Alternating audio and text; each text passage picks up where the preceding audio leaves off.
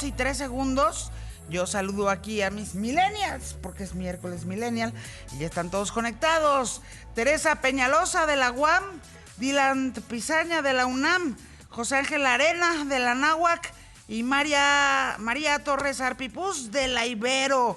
Pues el tema que además hace unos momentos tenemos ya esta información de que Vladimir Putin ordenó una operación militar especial al este de Ucrania, pues prácticamente el intento de anexión, el intento pues sí, de anexión, de intervención, o militar en Ucrania ya está completamente en marcha. Jueves de guerra, millennials. Así es, Yuri, como bien lo mencionas, ya hay acciones por parte del gobierno ruso y hay que recordar que pues este conflicto ya lleva muchos años, ¿no? Si recordamos en 2014, precisamente con este conflicto en Crimea, ¿no? Y los independentistas separatistas y el apoyo por parte del gobierno ruso, ¿no? Entonces vemos que ha continuado este conflicto y Vladimir Putin dice que tiene como fin el evitar que la OTAN se siga expandiendo. Como sabemos, Vladimir Putin pues no es como que muy afín a la OTAN, ¿verdad? Existen ahí algunas rencillas entre la OTAN y este mandatario ruso, y obviamente a él no le conviene que Ucrania sea partícipe de la OTAN y que, digamos, Estados Unidos pueda estar cerca de sus fronteras, ¿no? Entonces lo que estamos viendo es una cuestión más geopolítica de defenderse, obviamente a través de Ucrania, de posibles intervenciones o de tener más cerca pues al enemigo, diríamos en este caso, ¿no? Y es lamentable porque pues aquí quien está padeciendo pues es el pueblo de Ucrania, y hay que recordar también que pues hay extranjeros, en el caso mexicano, algunos mexicanos ya fueron sacados de Ucrania por medio de la Embajada de México, pero creo que sí es importante retomar esto, ¿no? Que es más como una cuestión geopolítica, considero yo, por parte del gobierno ruso para evitar que se siga expandiendo Occidente, dice él, ¿no? Y evitar tener ahí a Estados Unidos, ¿no? Cerquita de él, y que en cualquier momento pueda ya después tener Estados Unidos tropas dentro de territorio ruso, ¿no? Y es de ¿Alguien más? destacar lo que dice el presidente de Rusia, que los enfrentamientos entre las fuerzas rusas y ucranianas son inevitables. ¿Esto qué significa? Pues de que va a haber guamazos, dirían por ahí, pues va a haber, y eso por supuesto que es preocupante, porque vamos saliendo de una pandemia. Es más, parece que fue ayer cuando el presidente de México dio un discurso de un plan de fraternidad en el Consejo de Seguridad de la ONU, y 3 horitas después, pues ahorita ya se quieren agarrar a golpes varias naciones, y por supuesto que hay afectaciones en América Latina, aunque Ucrania está a miles de kilómetros de México y a lo igual que Rusia, pero sí hay afectaciones en América Latina en materia económica, sobre todo porque una guerra o una posible guerra pues genera inestabilidad en las economías del mundo, y sobre todo en una economía emergente como lo es la mexicana. Además vimos que Rusia tiene pactos con Venezuela, y Colombia pues es pro Estados Unidos. ¿Eso qué significa? Que al final América Latina se está metiendo en este conflicto, y al final financieramente pues meten a América Latina en un solo conjunto, y México va ahí, o sea, México va en ese conjunto de América Latina, aunque el presidente diga que él no es metiche y él no se mete, pero aún así en los mercados pues sí se lee que América Latina y México como parte de esta se está metiendo en el conflicto, lo que podría afectar la economía de México, y que si hay posibles inversiones, pues los inversionistas prefieren sacar, valga la redundancia, estas inversiones de América Latina, incluyendo a México, y por supuesto que se genera inestabilidad, y prefieren invertirlo en países como Estados Unidos. Entonces, por supuesto que México no las tiene nada de ganar. Claro, también hay que recordar que este conflicto no nació ahorita. Este conflicto tiene décadas. O sea, si no es desde 1991 que se separó oficialmente la URSS como tal, y que Ucrania se declaró como república independiente, no es nuevo. Lo que sí es nuevo es pues que dada la situación de nuestro planeta, un planeta muchísimo más globalizado 30 años después, todos mutuamente nos afectamos y esto lo estamos viendo cómo repercute en México, como bien decía Dylan, pero también cómo está repercutiendo para Europa, para la OTAN, o sea, lo que han dicho los embajadores en el Consejo de Seguridad, qué acciones se van a tomar para prevenir que pueda haber un conflicto bélico entre Rusia y Ucrania, que no sería únicamente Rusia-Ucrania, ya sabemos que papá Estados Unidos estaría al frente de la línea, ya sabemos que también, pues obviamente sus aliados serían los primeros en intervenir. Entonces no sería una cuestión únicamente de que, como decía Dylan, se agarren ellos a guamazos ahí en la frontera, ¿no? Sino que realmente sería una cuestión de un conflicto bélico a nivel internacional, saliendo de una pandemia, entrando a crisis económicas, o sea, que si tenemos todo en cuenta, se pone color de hormiga. Yo creo que sí es muy interesante y muy problemático también la situación que se vive, porque más allá del problema político que se está desarrollando, también va a haber un problema político aumentando y un problema en salud. Porque si de por sí estamos pasando por nuevas variantes, por nuevas recidivas de las enfermedades que ya traemos, el tener nuevos problemas, nuevos contactos va a ser y a potencializar, sin lugar a duda, un esquema mundial que va a pasar a ser de un problema político a un problema sanitario y a un problema global. Bueno, y se va a poner seguramente, no veremos, esperemos, ¿no? Esperemos, no veremos ninguna bomba nuclear caer en ningún país, no veremos conflictos armados como los que veíamos en la primera mitad del siglo XX, probablemente no va a haber una tercera guerra mundial, pero lo cierto es que en efecto ahora este conflicto se va a liberar en tantos otros frentes que van a ser completamente desconocidos para la humanidad. Por supuesto, el frente tecnológico, o sea, estas ciberguerras, pues que ya empezaron. Están las que se ven, los frentes que se ven y los que no. Vamos a ver, también va a estar en efecto el tema presumible de las guerras de baja intensidad comerciales o de alta intensidad comerciales y que van a desajustar a todas las economías del mundo. Y finalmente, aquellos otros frentes que todavía no tenemos ni idea, millennials. Vamos a la pausa, regreso con ustedes.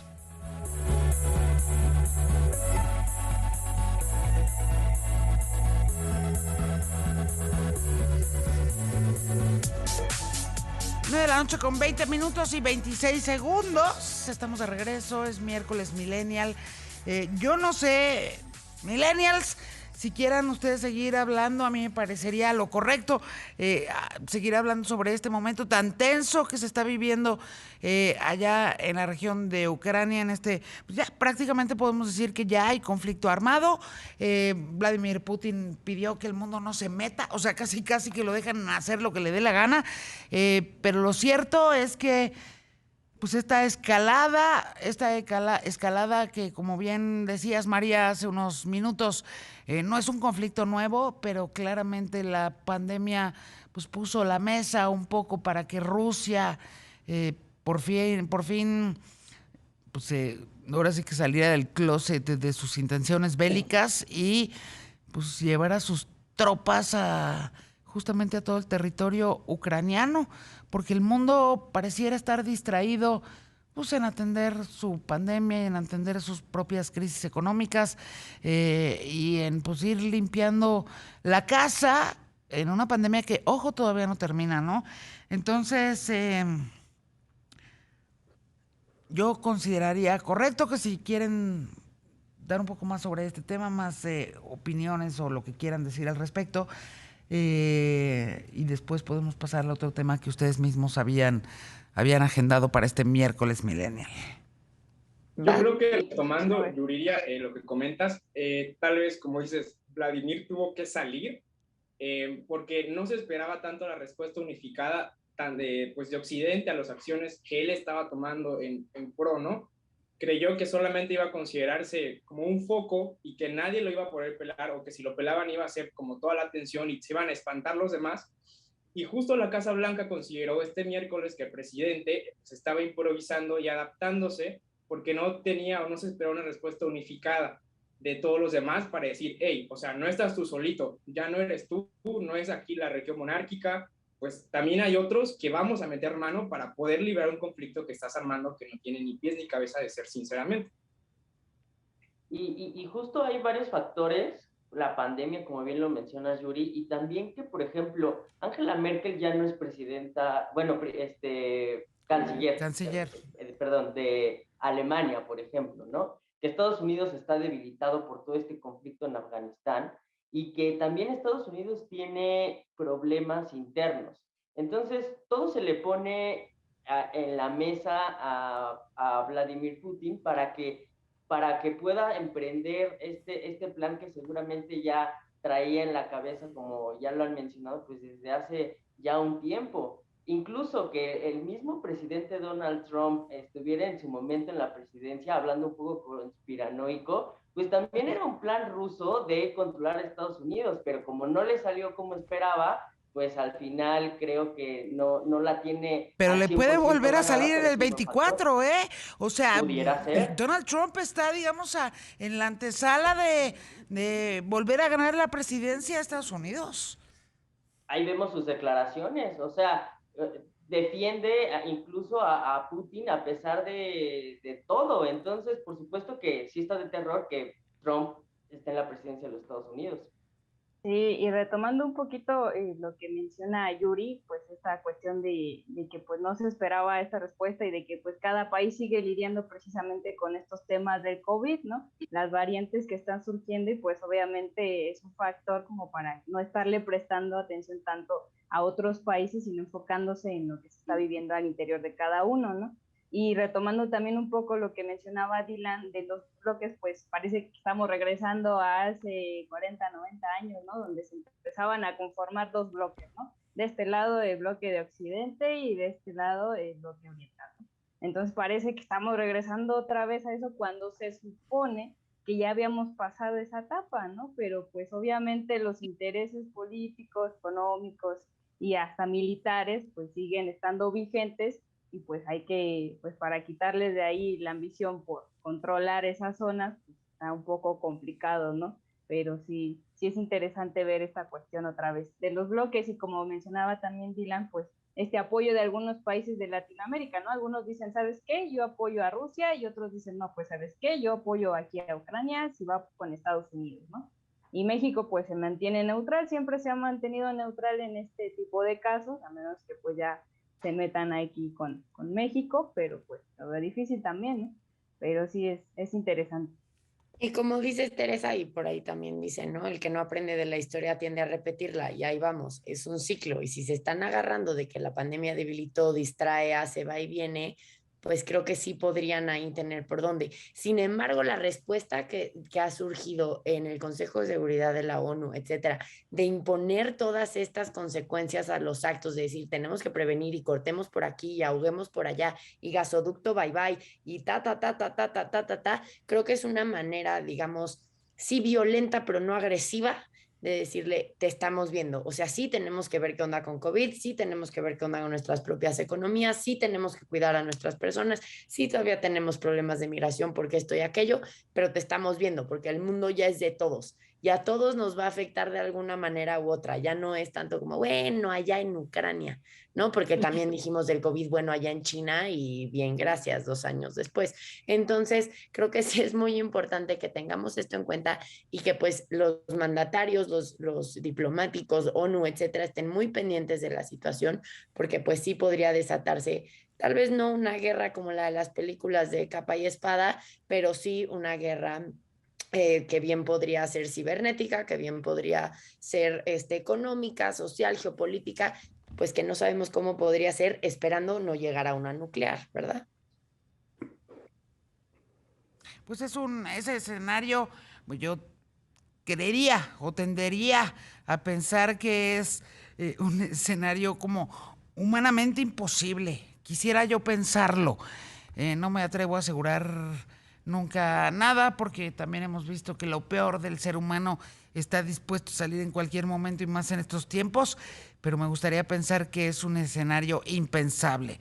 Ahora bien, pues seguramente en los próximos días y semanas veremos un poco por dónde piensa transitar también el mundo respecto a estas, pues ya este es un conflicto bélico, ya estalló allá en Ucrania. Ahorita veía un tuit de un colega corresponsal en Kiev que estaba transmitiendo en vivo y mientras transmitía se oyeron detonaciones en Kiev, justamente al momento en el que Vladimir Putin estaba comenzando su propia instrucción armada en estas ciudades ucranianas, lo cual quiere decir que pues, claramente tampoco toda Rusia está de acuerdo con los pasos que está emprendiendo su propio presidente. Habrá que ver. Perfecto. Millennials traían otro tema, el tema de las armas de fuego aquí en la Ciudad de México.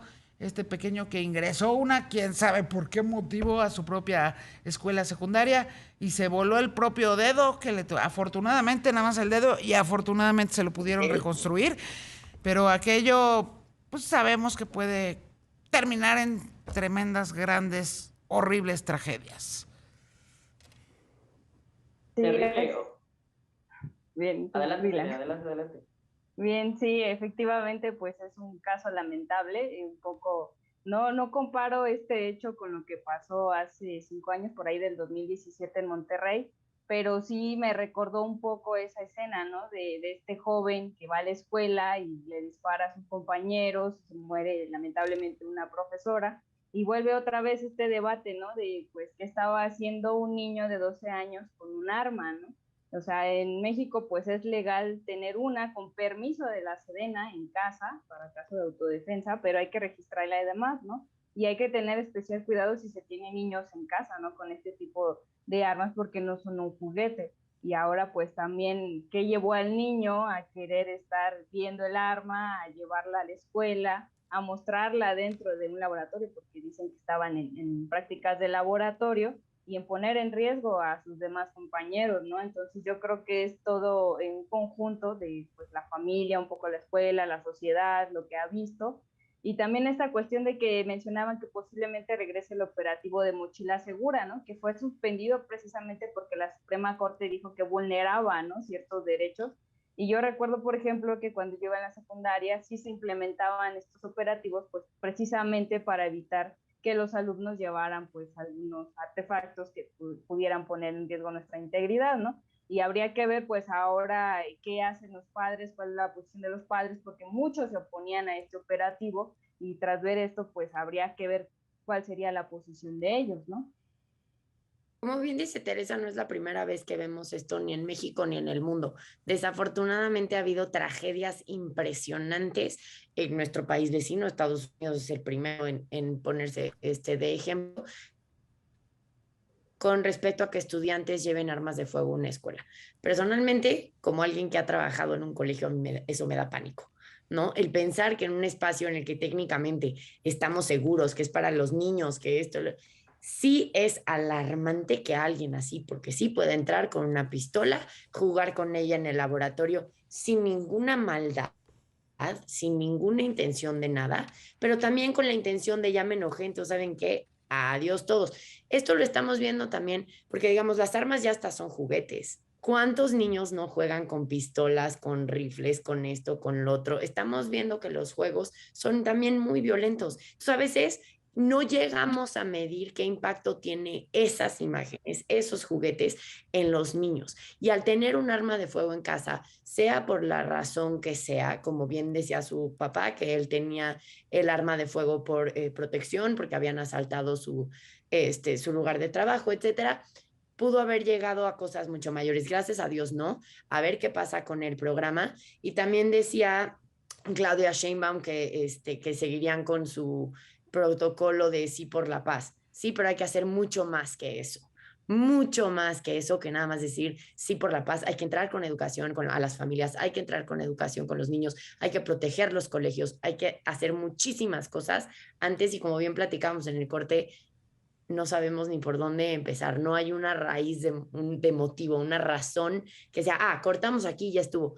Es multifactorial. Tenemos que atacar muchísimos aspectos primero. Yo creo que más allá del programa gubernamental que lleva a cabo la ciudad, es priorizar el por qué fue que un niño tuvo el acceso a un arma. Si lo vemos de la parte que ya sabemos, la declaración que se ha dado es que el padre de familia dijo que en su colonia es una colonia muy insegura. Y un acto similar en el 2004 sucedió igualmente en Iztapalapa, en una escuela secundaria, cuando un niño llevó, bueno, ya un adolescente llevó un arma y por desgracia, pues rebotó en la cabeza de una compañera. En el caso particular de la situación actual, pues es ver el por qué tener el arma. Si era porque el niño sufría tal vez bullying, sufría acoso de alguien más y quería defenderse, o por si simplemente quería pues alardear de lo que tenía, ¿no? Hay que recordar igual que la educación pues es algo bipartita, que es tanto del hogar como de la institución, y entre ambos pues deben de colaborar y coayudar para poder implementar medidas, si ya que la Suprema Corte de Justicia dice que poder hacerlo. Pues ahí está Millennials, ya antes que nos caiga la guillotina. Les mando un beso a los 4 y los espero por acá la semana que entra. Claro que sí, Yuri. Atención, Gracias, atención Yuri. a todo lo que pase allá en Ucrania.